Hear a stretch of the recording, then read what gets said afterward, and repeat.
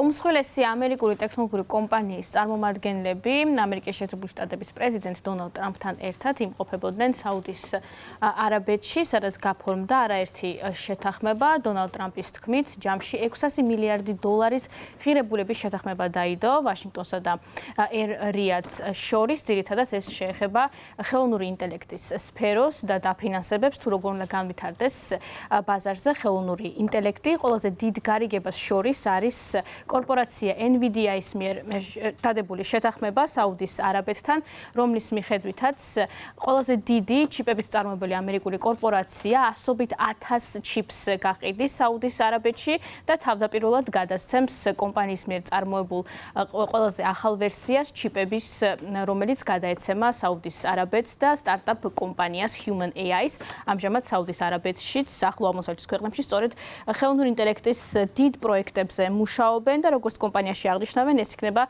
დიდი ნაწილი პროექტისა, რომელიც ახლო აღმოსავლეთში უნდა განვითარდეს ხელოვნური ინტელექტის მხრივ.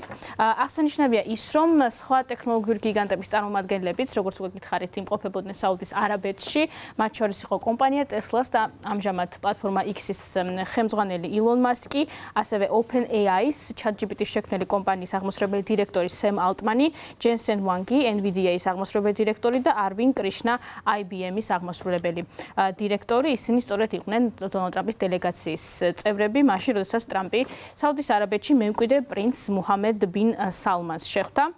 დღეს გაფორმებული შეთანხმებები ისტორიული და ტრანსფორმაციული ხასიათისაა. ორივე ქვეყნისთვის წარმოადგენს შეერთებულ შტატებსა და საუდის არაბეთს შორის პარტნიორობის ახალ ეპოქას. ვკითხულობთ თეთრი სახლის განცხადებაში ამის თაობაზე.